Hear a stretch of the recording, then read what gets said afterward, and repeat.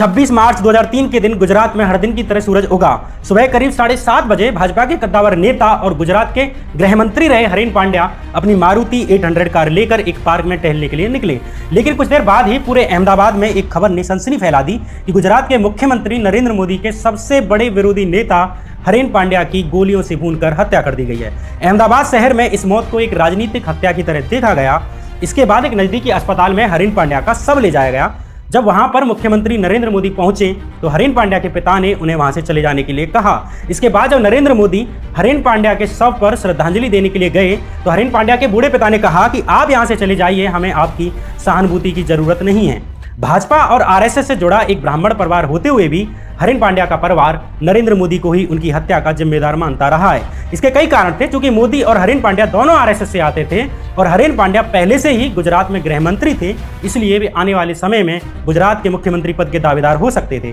मोदी शुरू से ही उन्हें अपने एक प्रतिद्वंदी की तरह देखते थे। जब नरेंद्र मोदी को पहली बार गुजरात का सीएम बनाया गया तो सबसे पहले उन्होंने हरेन पांड्या के ही पर कुतरे और उन्हें गृह मंत्री पद से हटाकर राजस्व मंत्री बना दिया। चूंकि सीएम बनने से पहले मोदी की कोई लोकप्रियता नहीं थी और मुख्यमंत्री बने रहने के लिए सबसे पहले उन्हें किसी विधानसभा सीट से जीतकर विधायक बनना था, इसलिए मोदी चाहते थे कि उन्हें अहमदाबाद की एलिस ब्रिज विधानसभा सीट मिल जाए और वो सीट थी जहां से भाजपा नेता हरेन पांड्या लगातार 3 बार से विधायक बनकर आ रहे थे। जब हरेन पांड्या ने मोदी को अपनी विधानसभा सीट देने से मना कर दिया तो वे मोदी की नजरों में खटकने लगे। इसी बीच जब गुजरात में दंगे होने लगे, 3000 से अधिक लोगों की हत्याएं हुई, जांच होने लगी कि इतने बड़े स्तर पर दंगे किसने कराए, तब एक खबर उड़ने लगी कि मोदी के एक मंत्री ने मोदी की एक सीक्रेट मीटिंग को लेकर एक जांच आयोग को बयान दिया है। हरेन पांड्या की जासूसी होने लगी इसके बाद, और खुफिया विभाग के एक आईपीएस अधिकारी की डायरी से पता चलता है कि यह जासूसी नरेंद्र मोदी के कहने पर हरेन पांड्या की जा रही थी। हरेन पांड्या को मंत्रिमंडल से बाहर निकाल दिया गया और दंगों के तुरंत बाद हुए चुनाव में नरेंद्र मोदी ने उन्हें टिकट भी नहीं दी। कुछ महीने बाद ही हरेन पांड्या की इसके बाद रहस्यमय तरीके से हत्या हो जाती है। इस हत्या को एक राजनीतिक हत्या की तरह देखा गया। बाद में कई साल बाद खुलासा हुआ कि सोहराबुद्दीन नाम के एक गैंगस्टर को हरेन पांड्या की हत्या करने की सुपारी दी थी और ये सुपारी किसी और ने नहीं बल्कि मोदी और अमित शाह के प्रिय पुलिस अधिकारी डीजी बंजारा ने दी थी। साल 2005 में सोहराबुद्दीन को भी गुजरात पुलिस ने एक फर्जी एनकाउंटर करके निपटा दिया और इसका आरोप भी ये लगा कि ये सोहराबुद्दीन को भी डीजी बंजारा ने ही निपटाया है। सोहराबुद्दीन ने जिस तुलसी प्रजापति को पैसे देकर हरेन पांड्या को मरवाया था, उस तुलसी प्रजापति को भी सोहराबुद्दीन के बाद अगले ही साल गुजरात पुलिस ने एनकाउंटर में निपटा दिया। और सबसे बड़ी बात कि सोहराबुद्दीन और तुलसी प्रजापति दोनों की हत्या के मामले की सुनवाई कर रहे थे सीबीआई के जज लोया, और साल 2014 में इस मामले की सुनवाई के दौरान ही जज लोया की भी रहस्यमय तरीके से मौत हो जाती है। ये ऐसी कड़ियां हैं जिन्हें जोड़ा जाए तो एक सीधी कड़ी बनती है जो साल 2002 से शुरू होकर साल 2014 तक जाती है। इसलिए आज के इस एपिसोड में हम इस सवाल के जवाब तलाशने की कोशिश करेंगे कि हु किल्ड हरेन पांड्या, हरेन पांड्या को किसने मारा। नमस्कार, मैं श्यामीरा सिंह। जिन रहस्यमयी परिस्थितियों में भाजपा नेता और गुजरात के गृह मंत्री रहे हरेन पांड्या की हत्या की गई, वो अपने पीछे कई प्रश्न छोड़ जाती है। 26 मार्च 2003 की सुबह हरेन पांड्या अपनी मारुति कार लेकर हमेशा की तरह अहमदाबाद के लॉ गार्डन मॉर्निंग वॉक के लिए पहुंचे। इधर उनकी पत्नी जागृति पांड्या अपने बच्चे को स्कूल के लिए तैयार कर रही थी, जिसका स्कूल सुबह के 7 बजे से शुरू होता था। लेकिन काफी वक्त बीत जाने के बाद भी हरेन पांड्या घर नहीं लौटे। उनकी पत्नी को चिंता होने लगी। तभी सुबह के 10 बजे करीब, यानी हरेन पांड्या के घर से निकलने के करीब 3 घंटे बाद, हरेन पांड्या की सेक्रेटरी नीलेश भट्ट को एक कॉल आई। वे तुरंत भागकर लॉ गार्डन पहुंचते हैं। वहां जाकर देखा तो लॉ गार्डन के पार्किंग एरिया में खड़ी हरेन पांड्या की कार में उनकी लाश पड़ी हुई है, जिसे कि गोलियों से भून दिया गया था। इसके बाद इस मामले की जांच शुरू हुई और पुलिस ने यादराम नाम के एक ठेला लगाने वाले को एकमात्र गवाह के रूप में पेश किया। यादराम का कहना है कि मैंने अपनी आंखों के सामने सब होता देखकर इतना घबरा गया कि 1 घंटे तक अपनी जगह से हिल ही नहीं पाया। इसके बाद मैंने अपने सेठ जी को फोन किया। गुजरात पुलिस के गवाह यादराम के अनुसार 2 अज्ञात गुंडों ने हरेन पांड्या को उनकी कार की खिड़की से बंदूकें मारी। हरेन पांड्या की मौत के समय केंद्र में भाजपा की सरकार थी और आडवाणी गृह मंत्री थे, जो नरेंद्र मोदी के एक तरह से राजनीतिक संरक्षक थे।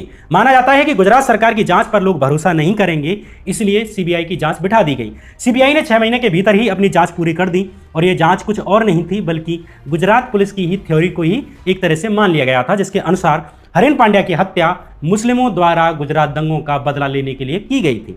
एक तरह से इस मामले को इस्लामी आतंकवाद से जोड़ दिया गया, लेकिन ये कहानी उतनी सरल नहीं जितनी ऊपर से दिखती है। ये तो गुजरात पुलिस का वर्जन था। बाकी वर्जन सामने आएंगे तो अपराधी अपराधी नहीं लगेंगे और नेता नेता नहीं लगेंगे। हरेन पांड्या की मौत को लेकर कई गंभीर सवाल उठे। पहला सवाल ये कि अहमदाबाद शहर के बीच में स्थित लॉ गार्डन और लोकल एलिस ब्रिज थाने के बीच में महज 2.2 किलोमीटर की दूरी है और वहां आने में महज 7 से 8 मिनट का वक्त लगता है। वैसे में ऐसे कैसे हो सकता है कि पुलिस 3 घंटे तक या उसका एक भी पुलिसकर्मी घटनास्थल पर 3 घंटे तक नहीं पहुंचता है। दूसरा सवाल, अगर पांड्या को उनकी कार में ही गोली मारी गई थी तो फॉरेंसिक रिपोर्ट में कार में एक भी गोली का अंश क्यों नहीं मिला? उन्हें 5 गोलियां मारी गई, ऐसे कैसे हो सकता है कि एक भी गोली का निशान कार में नहीं मिले? तीसरा सवाल कि पोस्टमार्टम रिपोर्ट कहती है हरीन पांड्या को एक गोली उनके अंडकोश यानी नीचे से गोली मारी गई जो उनके पेट को चीरते हुए सीने से होकर निकल गई। मारुति 800 जैसी एक छोटी सी गाड़ी की सीट पर बैठे 6 फुट के हट्टे कट्टे हरीन पांड्या को साइड वाली खिड़की से गोली मारी जाए तो ऐसे कैसे हो सकता है कि गोली नीचे से ऊपर की तरफ शरीर को चीरते हुए निकल जाएगी? चौथा सवाल कि चूंकि 5 गोलियों में से एक गोली उनके अंडकोश से होकर मारी गई थी जहां पर कि शरीर की नसें केंद्रित होती हैं, अगर वहां कोई गोली लगती है तो पूरा शरीर खून से लथपथ हो जाता, पूरी गाड़ी खून से सन जाती। लेकिन ऐसे कैसे हो सकता है कि फॉरेंसिक रिपोर्ट में कार में खून ही नहीं मिला? कम से कम गाड़ी की सीट तो खून से लथपथ मिलती, लेकिन ऐसा भी नहीं हुआ। फॉरेंसिक रिपोर्ट के अनुसार गाड़ी की सिर्फ अगली सीट पर एक धब्बा मिलता है और एक चाबी के छल्ले पर धब्बे के अलावा पूरी गाड़ी में कहीं खून के निशान नहीं मिलते। पांचवा सवाल कि हरीन पांड्या की कॉल डिटेल्स क्यों नहीं निकलवाई गई? उन्होंने सुबह किसे कॉल की या उन्हें किसने कॉल की? ये कॉल्स डिटेल्स हरीन पांड्या की मौत का रहस्य खोलने में महत्वपूर्ण हो सकती थी, लेकिन ऐसा नहीं किया गया। मौके पर ही उनका सैमसंग का फोन मिला था, लेकिन उसे नहीं जांचा गया। जब हरीन पांड्या की मोबाइल सर्विस प्रोवाइडर कंपनी हज से उनका कॉल डाटा मांगा गया तो उसने साल 2003 के जनवरी और फरवरी महीने का डाटा तो दे दिया, लेकिन मार्च महीने का डाटा देने से इनकार कर दिया जिसमें कि हरीन पांड्या की मौत हुई थी। और कंपनी ने कहा कि यह डाटा बहुत पुराना है, इसलिए डाटा उपलब्ध नहीं करा सकते। जबकि मार्च से पहले आने वाले जनवरी और फरवरी महीने का डाटा कंपनी ने खुद ही दिया था, जो कि मार्च से पुराने हैं। ये भी एक अजीब बात है। ये टेलीग्राफ और तहलका जैसी मैगजीन में काम कर चुके वरिष्ठ पत्रकार शंकर सर ठाकुर ने अपनी investigative report who killed Haren Pandya में तथ्यों के साथ लिखी है। इन तथ्यों से यह बात का इशारा मिलता है कि हरीन पांड्या की हत्या लॉ गार्डन के पार्किंग स्थल पर नहीं बल्कि उनका अपहरण किया गया होगा और बाद में उनकी बॉडी को कार में रख दिया गया। अगर ऐसा है तो ये तथ्य गुजरात पुलिस के इकलौते गवाह यादराम के बयान पर प्रश्न खड़े करता है, जिनके अनुसार उनके सामने 2 लोगों ने कार की ओपन खिड़की से गोली मारकर हरीन पांड्या की हत्या की थी। घटनास्थल से मात्र 10 मिनट की दूरी होने के बावजूद पुलिस को पहुंचने में 3 घंटे लग गए। इसके पीछे के रहस्य को टाइम्स ऑफ इंडिया के पत्रकार किंगसुक नाग की ये बात भी और गहरा कर देती है, जिसे वे अपने blog who killed Haren Pandya में बताते हैं कि उन्हें मालूम है कि कुछ पुलिस अधिकारियों को हरीन पांड्या की मौत की खबर सुबह 9 बजे ही पता चल गई थी, लेकिन वे सब इसे एक राजनीतिक हत्या मानकर चुप्पी मारे रहे और घटनास्थल पर नहीं गए। अब यह बड़ा सवाल उठता है कि अगर पुलिसकर्मियों को 9 बजे ही खबर लग गई थी तो 7-8 मिनट दूर पार्क पहुंचने में 10:30 तक का वक्त कैसे लग गया? इन तमाम सवालों से लगता है कि गुजरात पुलिस खुद भारी दबाव में थी या किसी के निर्देशों के अंतर्गत काम कर रही थी। जैसे कि शंकर सर ठाकुर ने अपनी इन्वेस्टिगेटिव रिपोर्ट में लिखा है कि इस बीच एलिस ब्रिज पुलिस को कंट्रोल रूम से एक और फोन आता है कि पता करो लॉ गार्डन्स में क्या हो रहा है, वहां कुछ हंगामा हो रहा है, कुछ अफवाहें चल रही हैं। इसके बाद एक और सब इंस्पेक्टर YA शेख रवाना होते हैं, लॉ गार्डन्स के आधे रास्ते तक पहुंच पाते हैं कि तभी कंट्रोल रूम से उनके पास एक और कॉल आता है कि परमल गार्डन्स जाना है, ना कि लॉ गार्डन्स। वे अपना रास्ता बदल लेते हैं और 10:50 पर उनके पास एक और कॉल आती है और उन्हें फिर से लॉ गार्डन्स जाने के लिए कहा जाता है। वे 10:54 पर वहां पहुंचते हैं और तब तक पांड्या को गोली मारे लगभग 3 घंटे से अधिक बीत चुके थे। और यह जानकर आपको हैरानी होगी कि वाई शेख के साथ ही सब इंस्पेक्टर नाइक जो लॉ गार्डन्स के लिए शेख से पहले भी रवाना हुए थे, वे भी अभी तक घटनास्थल पर नहीं पहुंचे थे। तब वह आखिर कौन था जो उस समय लोकल पुलिस को आदेश दे रहा था, जो जगह महज 10 मिनट के फासले पर थी, वो पहुंचने में इतना वक्त क्यों लग गया, वो भी एक नहीं 2-2 पुलिसकर्मियों को? इन तमाम महत्वपूर्ण कड़ियों को दरकिनार करते हुए सीबीआई ने हरीन पांड्या की हत्या के लिए हैदराबाद के एक 30 साल के नौजवान असगर अली को जिम्मेदार ठहराया। असगर अली अपराध की दुनिया से ही आता था और मुस्लिम भी था। गुजरात की मौजूदा परिस्थितियों में उसे ही हरीन पांड्या की हत्या के लिए दोषी ठहराना भी आसान था। सीबीआई ने इस मामले के लिए मुख्य साजिशकर्ता अहमदाबाद के ही एक मौलवी मुफ्ती सुफियान को माना और कहा कि इसने ही असगर अली को हरीन पांड्या की हत्या के लिए सुपारी दी थी। मतलब कि जिस केस की सुइयां भाजपा के ही बड़े नेताओं को कटघरे में खड़ा कर रही थी, वहीं ऐसा मुस्लिम एंगल लाया गया कि उन्हें न केवल उस केस से मुक्ति मिल गई बल्कि राजनीतिक लाभ भी मिल गया कि उन्हें और उनके नेताओं को इस्लामी चरमपंथियों से खतरा है, क्योंकि वे हिंदुओं का भला करना चाहते हैं। लेकिन जब हरीन पांड्या मामले को लेकर कोर्ट में ट्रायल शुरू हुए तो सीबीआई के पास बहुत सारे सवालों के जवाब नहीं थे। सत्ता की सूली नाम की किताब के अनुसार जांच कर रही सीबीआई की थ्योरी में झोल होने के बावजूद जज सोनिया गोखनी ने साल 2007 में पोटा कानून के तहत 12 लोगों को दोषी करार दे दिया और सभी को उम्र कैद की सजा सुना दी। लेकिन झूठ और फर्जी दस्तावेजों पर टिका यह मुकदमा हाई कोर्ट में नहीं टिका। गुजरात हाई कोर्ट के जस्टिस DH वाघेला और जस्टिस JC उपाध्याय ने सभी 12 दोषियों को रिहा कर दिया। हाई कोर्ट ने जांच करने वाले अधिकारियों को भी फटकार लगाते हुए कहा कि मौजूदा केस के रिकॉर्ड से बिल्कुल साफ दिखने वाली चीज ये है कि श्री हरेन पांड्या की हत्या के केस की जांच पूरी तरह चकत्तियों से भरी हुई है और उसमें कहीं कहीं रोशनी दिखती है और ये बहुत कुछ किए जाने की मांग करती है, जैसे कि छोड़ दिया गया। हाईकोर्ट ने जांच अधिकारियों को अयोग्य तक कहते हुए कहा जांच से जुड़े अधिकारियों को अपनी अयोग्यता की जिम्मेदारी लेनी चाहिए, जिसके नतीजे के तौर पर इससे जुड़े कई लोगों को भीषण उत्पीड़न का सामना करना पड़ा। इसके साथ ही सार्वजनिक संसाधनों का भारी पैमाने पर नुकसान हुआ और अदालतों का टाइम वेस्ट हुआ। दरअसल यहां एक बड़ी इंटरेस्टिंग चीज यह है कि जिस जांच टीम के खिलाफ हाईकोर्ट ने यह टिप्पणी की थी उसकी अगुवाई किसी और ने नहीं बल्कि IPS YC मोदी ने की थी और इन्हीं भाई साहब को साल 2017 में ही नरेंद्र मोदी सरकार ने सम्मानित करते हुए देश की खुफिया एजेंसी NIA का हेड बना दिया। लेकिन हाईकोर्ट के इस फैसले से दो सवाल मन में उठते हैं। एक ये कि अगर इन 12 लोगों ने हरेन पांड्या की हत्या नहीं की तो किसने की और क्यों की। दूसरा सवाल यह कि गुजरात पुलिस और भाजपा की ही CBI किसे बचाने के लिए इतने महत्वपूर्ण सबूतों को इग्नोर कर रही थी और किसके कहने पर जांच को दूसरी दिशा में ले जाया जा रहा था। हरेन पांड्या की हत्या किसने की, इसे लेकर एक महत्वपूर्ण खुलासा एक गवाह ने किया। साल 2018 में सोहराबुद्दीन शेख गैंग के एक मेंबर मोहम्मद आजम खान ने मुंबई की एक ट्रायल कोर्ट में कहा कि सोहराबुद्दीन शेख, जिसे कि गुजरात पुलिस ने एक फर्जी एनकाउंटर करके मार गिराया था, उस सोहराबुद्दीन शेख ने मुझे बताया था कि उसे गुजरात के गृह मंत्री यानी कि हरेन पांड्या की हत्या करने के लिए DG बंजारा ने सुपारी दी थी। DG बंजारा वही जिन्हें अमित शाह और नरेंद्र मोदी का सबसे खास अधिकारी माना जाता है। DG बंजारा को गुजरात में एनकाउंटर स्पेशलिस्ट के नाम से जाना जाता था। अब सवाल उठता है कि नरेंद्र मोदी और अमित शाह के खास अधिकारी DG बंजारा ने किसके कहने पर हरेन पांड्या की हत्या की सुपारी दी होगी। खैर ये एक रहस्य है, लेकिन इस रहस्य को अगर कड़ियों से जोड़ें तो जवाब ढूंढना उतना मुश्किल नहीं है। जो बात सोहराबुद्दीन के दोस्त आजम खान ने कही वही बात गुजरात साबरमती जेल के SP रहे IPS अधिकारी संजीव भट्ट ने भी कही थी। उन्होंने बताया था कि साबरमती जेल में असगर अली ने, जो कि हरेन पांड्या की हत्या के आरोप में साबरमती जेल में कैद था, उसने बताया था कि सोहराबुद्दीन प्रजापति के गुर्गे तुलसीराम प्रजापति ने ही हरेन पांड्या की हत्या की थी। संजय भट्ट के अनुसार असगर अली ने उन्हें बताया था कि सोहराबुद्दीन ने हरेन पांड्या की हत्या के लिए सबसे पहले उसे ही कॉन्ट्रैक्ट किया था और इस काम के लिए उसे अहमदाबाद भी लाया गया था और इसके बाद उसने हरेन पांड्या की रेकी भी की थी, लेकिन लास्ट मौके पर वह पलट गया और हैदराबाद वापस लौट गया।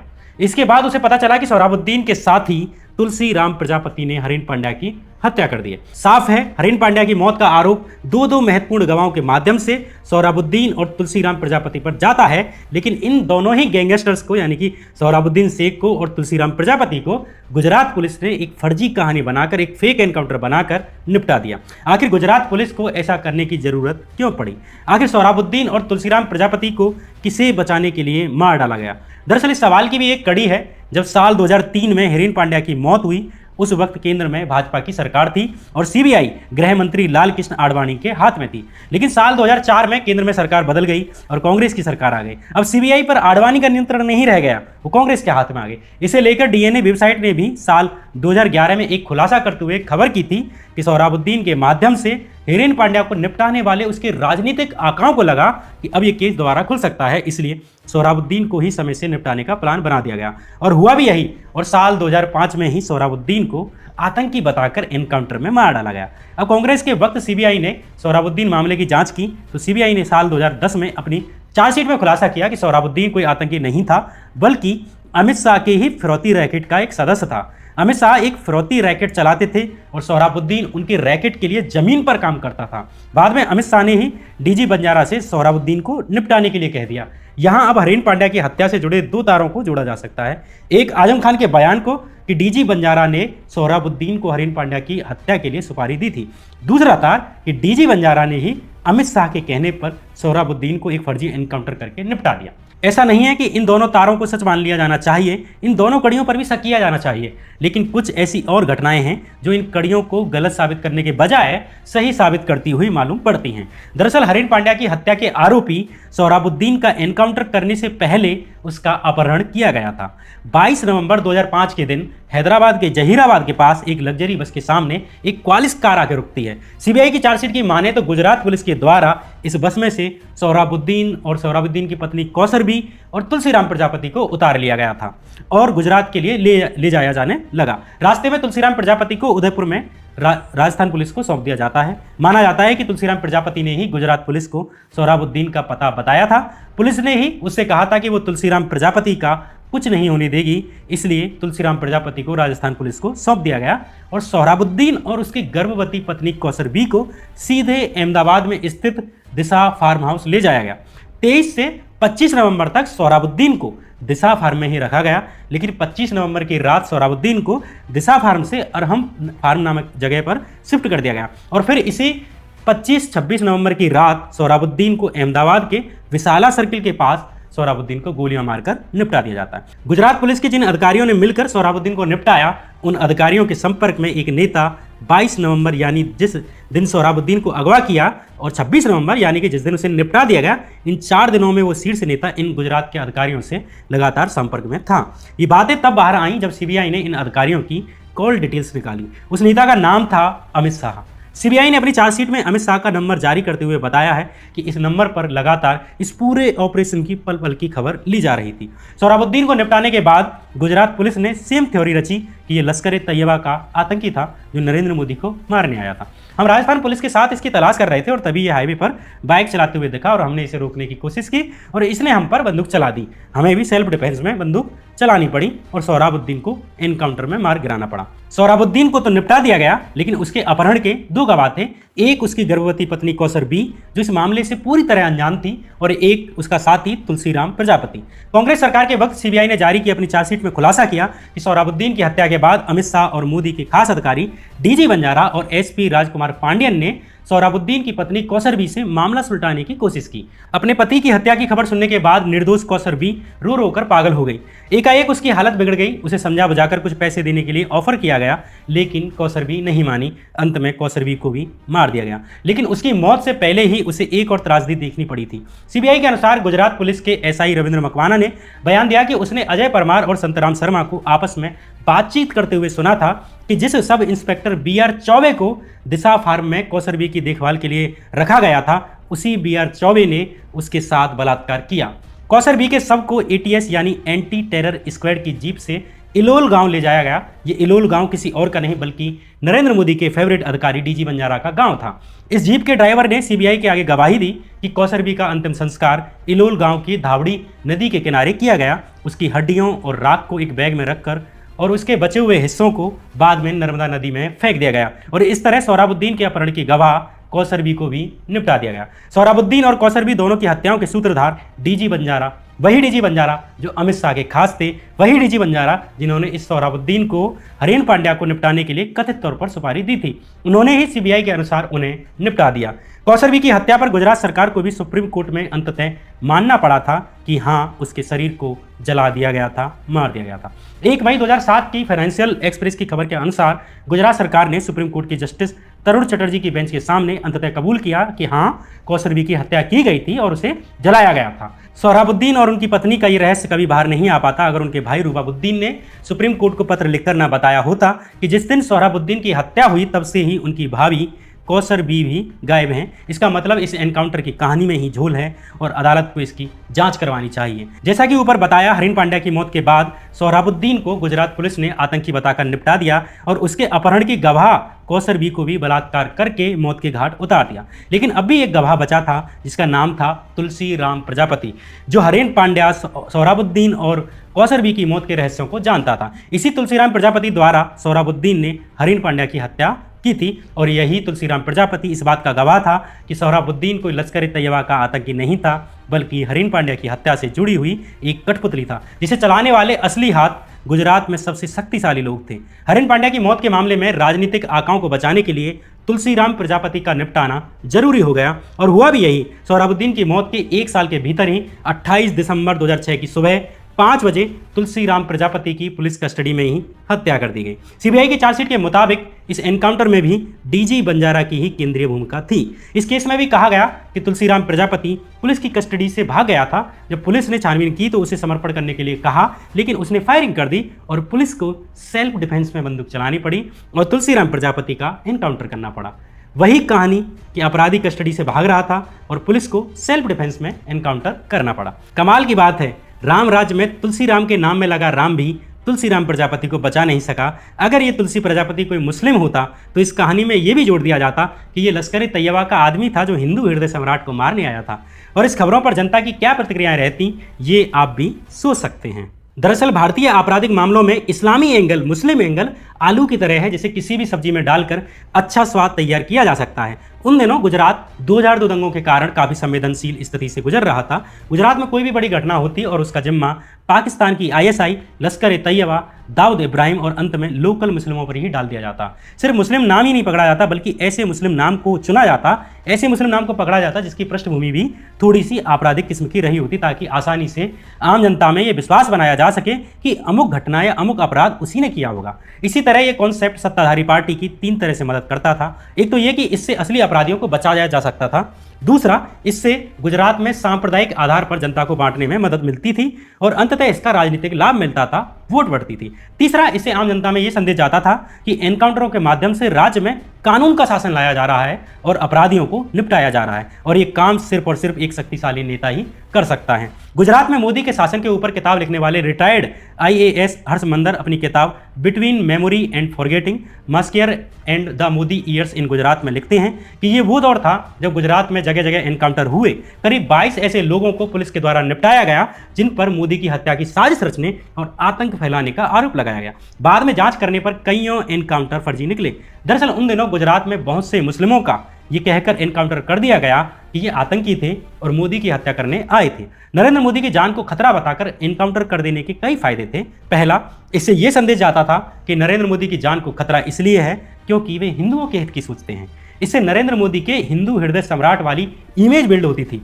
गुजरात में उन दिनों ऐसी बहुत सी खबरें आती थीं कि मोदी, RSS नेताओं और भाजपा नेताओं की हत्या की साजिश रचने वालों को पकड़ लिया गया। अब जबकि मोदी केंद्र में प्रधानमंत्री तक बनाए हैं, तब भी आपको हर साल ऐसी कोई ना कोई खबर मिल जाएगी जिसमें कि प्रचारित किया जाता है कि मोदी की जान को खतरा है। ये एक सोची समझी टेक्निक है जिससे हिंदू वोटों में संवेदनाएं पैदा की जाती हैं और हिंदू हृदय सम्राट की इमेज भी बिल्ड की जाती है।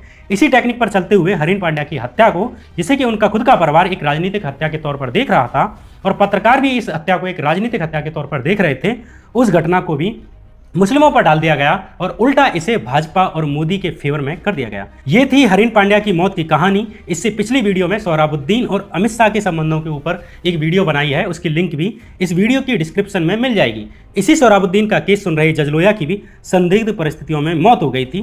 जज लोया की मौत के रहस्यों के ऊपर भी एक विस्तार से वीडियो बनाई है, उसे भी आप देख सकते हैं और उनका लिंक भी आपको डिस्क्रिप्शन में मिल जाएगा। इन सभी वीडियो को देखकर आप हरीन पांड्या, सोहराबुद्दीन शेख, तुलसी राम प्रजापति और आखिर में जज लोया की मौत के रहस्य को समझ जाएंगे। जज लोया से जुड़ी इस सीरीज का ये आखिरी वीडियो है।